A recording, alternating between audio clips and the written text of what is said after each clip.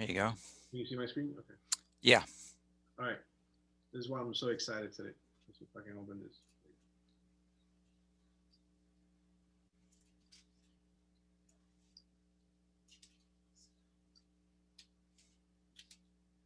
Can you see the video?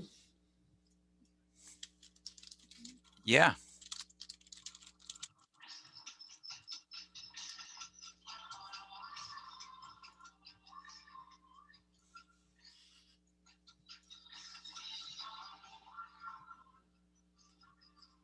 I'm not sure how to make it bigger.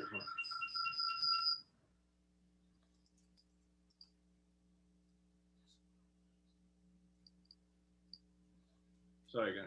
Give me 1 second.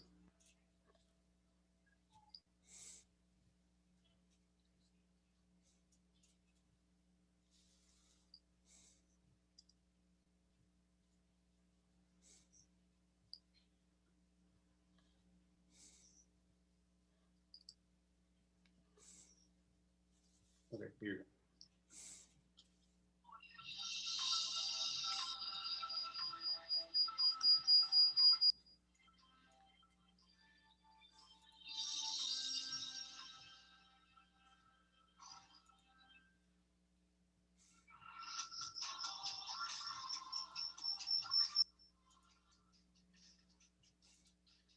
This was taken a year ago.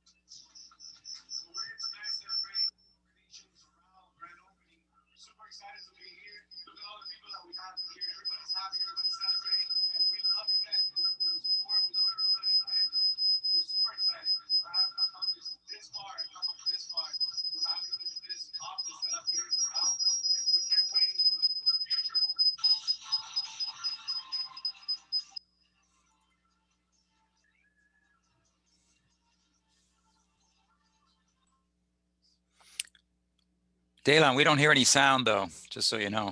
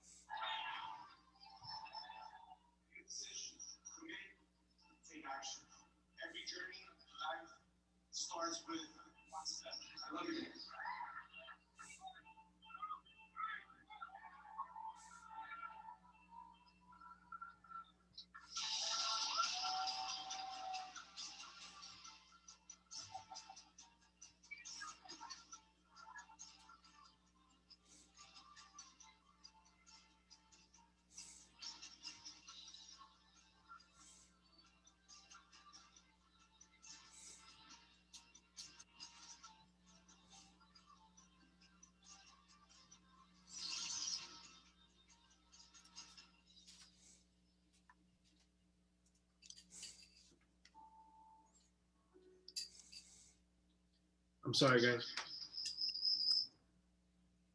There was no, what's it called? Do you hear the video or no? No, we didn't hear the sound. All right, that sucks. I'll play it sometime again. Anyways, that was the grand opening that we had last year. So December 5th, it's a year since we opened. We had the grand opening for Broker Nation Doral. So I'm super excited about that because I think we have reached that milestone. That we've been already a year and we have grown so much within that time. We already have about what 60 something agents already in Doral, and great agents. You know, they're all producing. They're hungry, and I'm blessed to be able to be, you know, their broker, and being able to enjoy this office, and everybody has been joining us here. So those of you that recently joined, welcome again for being part of this great company. And I'm super happy for that. So that was, I woke up this weekend to that. That was on Saturday. I sent a text to Armando. You know, I'm super happy about that. So, anyways, today I'm gonna be talking about something that it's a misconception that we all have, but the title of it is "Hard Work Alone Doesn't Equal Success." I'm gonna break it down for you to see what that means and why. Hard work alone does not equal success. Hard work, like I said, it doesn't equal success. But why? Well, the thing is that most of us, and I include myself in it, have bought into the belief that if you hustle or grind and you work 24/7, you're gonna be great, right? You're gonna be successful. Well, a lot of us have probably stayed at the office and burned ourselves out, or just driving ourselves into the ground trying to work our way to success. But I'm here to tell you today that hard work alone is not the only way to be successful, or the best way for that matter. There are many ways to achieve success. As we all know, we only have 24 hours in a day. But it's what you do with those hours that is going to determine if you're successful or not. So there may be great resources out there when it comes to getting inspired to work smart. One of my personal favorites, it's a book by Chet Holmes. It's called The Ultimate Sales Machine. Here he talks about being tactical versus strategic, and he explained it extremely well. So today I'm going to talk about some methods and ways of thinking to make sure that you're focusing on the right stuff rather than trying to focus on everything at the same time. Because let me get, let's put it out there. We cannot follow every shiny object that we see. Right? You might get somebody talking about short sales, and you're gonna go after short sales, or foreclosures, and you go after foreclosure. First-time home buyers, for sale by. I mean, there's so many things out there, but we cannot focus on everything. We need to focus on the right stuff. We all heard the word efficiency, but what exactly does it mean? Well, I define efficiency as using time wisely to increase productivity, while at the same time maintaining a balance in your life. When we're efficient, we're not wasteful, and we steadily make progress continually. So that's the way that I call it to work smart. So today I'm going to give you some strategies that you can that can help you become more efficient. Some of those strategies are listing and prioritizing necessary tasks, setting clear boundaries, communicating effectively, using logic, and tracking results. Also, learning from mistakes. But let's break them down one by one. And let's start with list and prioritize tasks. Now, when it comes to this, it's crucial to have a task list. And I'm not just talking about a having a bunch of notes here and there or on your cell phone.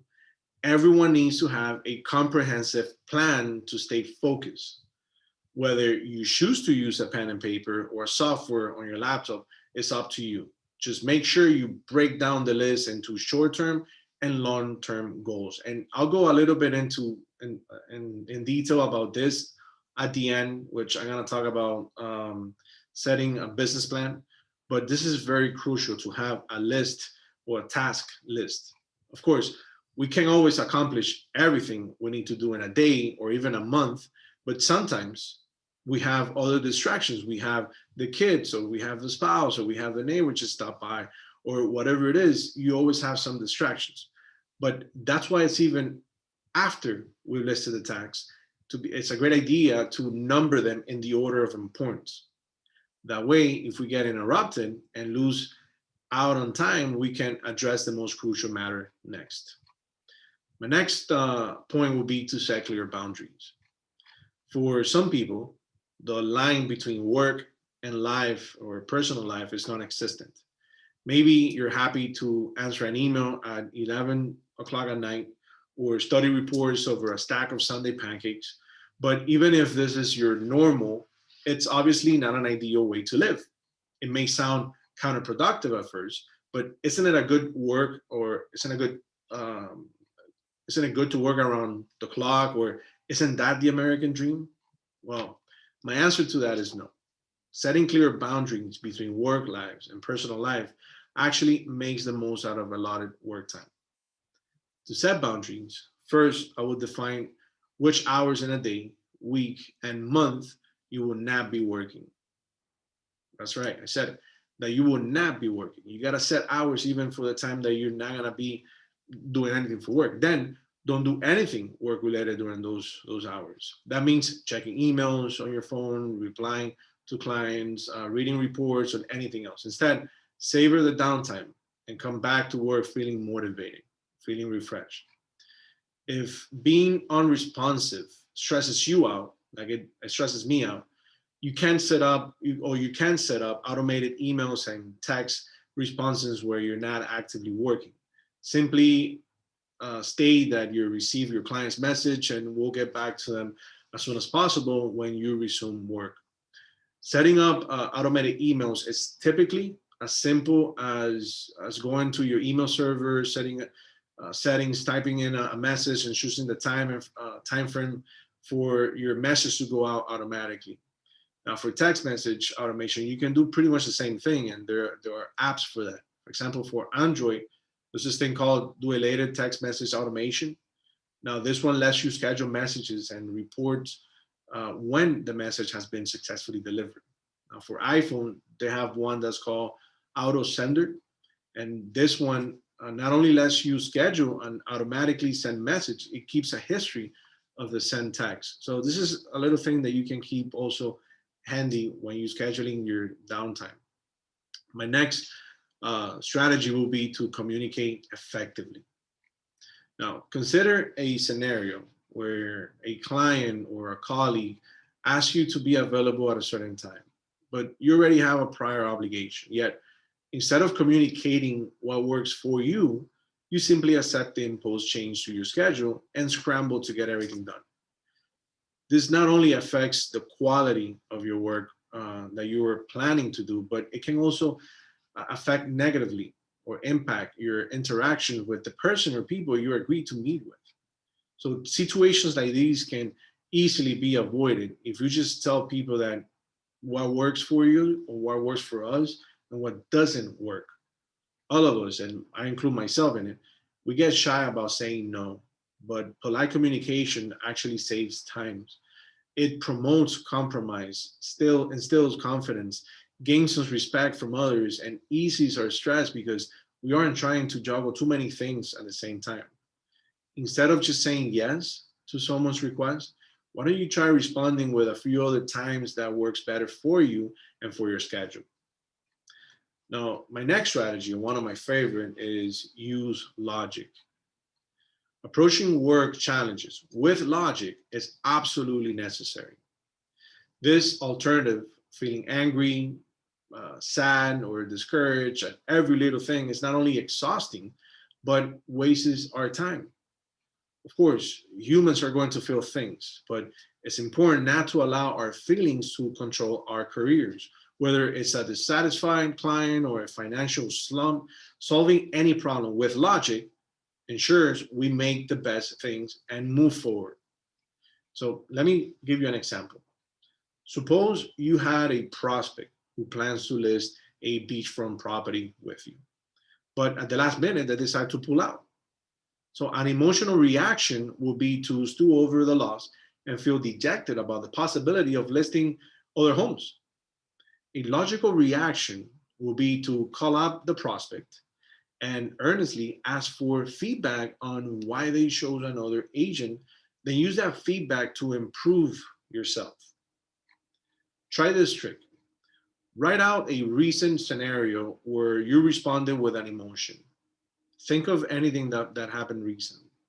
Then rewrite it as though you responded with logic and imagine how things might have gone more smoothly. Remember, emotions make us tired and cause us to ruminate over problems when we should be taking action instead. So the next strategy will be to track your results. This is one of my, I'm always suggesting to do, track your results. Let's suppose you implement a new tactic for reaching leads, but then you don't record them, or you don't record how many you reach out to, how many call back, and why they call back. Because you fail to track these results, you aren't sure if your new method was an overall success or not. So this is not working smart. So no matter what results you're working with, prospects calling you back, annual sales, always track them so you know what worked and what didn't work. If you don't, then you run the risk of repeating activities that are not successful. And that leads me to my last suggestion, which is learn from mistakes. There's no point on tracking results if we don't learn from our mistakes. Just as a student, for example, studies the marks his teacher makes on a paper to see what should be improved, you as a real estate agent should study results, even the not so great ones. Learn from what to do and what not to do in the future. Now, this is a sales tactic. When you actually talking to a prospect, the way you're communicating, even when you're presenting an offer or negotiating a contract, all that needs to be tracked down. How did I say it? Why did I say it? How was my presentation? How can I better my presentation? And you should keep a notepad or something that you can write with and take notes, and you're evaluating yourself. But tracking those down and learning from your mistakes, it will only make you better, a better agent. Have you heard the when it comes to mistake, the phrase or the expression "fell forward"? That's the type of analysis I'm trying to make here. When you make a mistake, you only learning from them. It's not to set you back or say, oh, okay, this business is too, it's too complicated. I cannot do this. I see other agents that have better success than me. First of all, do not compare yourself to others. And second, fail forward. Make sure that if you're making any mistakes, you're a step closer to your success. So that's Mindset Monday for you guys. I want, we want all of you to be successful, but that doesn't necessarily means that you're working around the clock or you're working so hard that you're stressing yourself out or you're burning yourself out.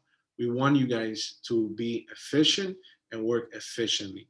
And talking about working efficiently, something I suggest, and this was brought to my attention earlier today, about putting together a business plan. How many of you have a business plan for real estate? Now, we all business owners here, so we should all have business plan, especially in this business of real estate. So let's, in the next couple of minutes, I'm just gonna go over setting up, or the essential components of real estate business plan. So I have 7 essential components for that. And so let's break it down one by one. If you want to take notes, that would be great. Because as we go into a new year, want to make sure you have all this set up correctly. Your goals, your business plan, so you can have a successful year ahead of you. So the first thing I would do is having a mission statement.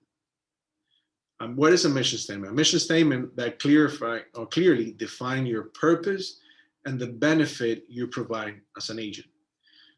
Now, before we continue, you got to keep something in mind. This works for you as an agent, or let's say that you are putting a team together. It doesn't matter. One person, 5 agents, however big your team might be. This 7 essential business plan, 7 essential components of a business plan will help you, again, as an agent or as a group. So again, mission statement to clearly define your purpose and the benefit you provide. The next one will be what is called the SWOT analysis, SWOT, which means strength, weaknesses, opportunities, and threats. This is an essential to have, or that you can need to put together as an agent, because you need to know the landscape where you practice.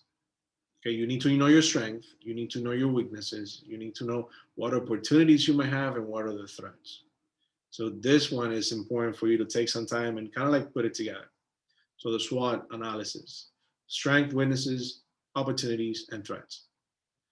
The next one will be to have specific goals. You got to separate your goals into short term and long term goals to ensure that your short term goals, right, they support the long term goals. Again, you got to have short term goals, long term goals, and you got to make sure that your short term goals support your long term goals. Now, last week, I think it was that I talked about setting SMART goals. And SMART means specific, measurable, achievable, relevant, and within a time frame. So that's good to keep in mind when you're talking about setting goals for your business plan. The next one will be strategic plan. You need to determine what specific strategies you will use to achieve your goals. Your business plan should evolve as your business and abilities grow. Now, this strategic plan is always going to be moving. Okay, so determine what strategic plan that you're gonna achieve, or how you're gonna achieve to be able to your goals. The next one will be time frame. Determine a time frame to achieve each of your goals and to help you stay accountable and focused. All right, so time frame. Then you have the target audience, and Steve talks about this all the time. Make sure you're not all general. Have a target audience. Know who your audience is. Define your audience and your market to help you refine your strategy. Again, this is something that you can change as you go, but it's very important for you to define your audience. And the last one, having systems and processes. Have specific systems to achieve your goals. For example, use a customer relationship management system to keep track of your clients and their needs. If you're with us at Broker Nation Real Estate, we do have Shine, which is a CRM that will help you exactly with that. So that's part of having the systems and processes, right? And Steve talks about this all the time and the importance. He will help you set it up. If you don't have it, I highly suggest you get it because it's a really important tool to have as part of your business. Your business, if you have a business plan, it's because your idea is to grow your business fast. Steve, do we have any training coming up as to that? Yes, we do. We have some training on Thursday that's going to be about Facebook for Chime. And I wanted to remind everyone too, I put a link in the chat. Tomorrow is a lunch and learn at that right there at Doral, where Daylon is now. And you can register at the link in the chat. It's the Complete Agent, a lunch and learn for Broker Nation realtors and guests. So check out that. It's also on our Eventbrite page, www.brokernation.events. So that's tomorrow. And then Thursday is going to be Facebook ads and how to use those through our Chime system, but also Facebook ads for anyone. Facebook made a lot of changes, Daylon, in the last few months, and they're changing all the time, but especially in the last few months, a lot of it around the election. Some of it was changed even since the election. So be sure you guys tune in on that and get the latest and greatest on what Facebook is doing. It's still a very, very effective way to spend your advertising dollars to build your pipeline. That's for Tuesday or Thursday, Steve? The Facebook one will be Thursday, and Okay, tomorrow is the Lunch and Learn, the Complete Agent. Okay, thank you. Okay, so those are the 7 essential components of a real estate business plan. Again, having a mission statement, a SWOT analysis, SWOT, again, meaning strengths, weaknesses, opportunities, and threats, having specific goals, strategic plan, time frame, target audience, and having the systems and processes. We have those trainings coming up as part of having system and processes, so it's very good for you to attend this training, especially the one on Thursday, because it's part of your the tools that you could use to start implementing part of this business plan.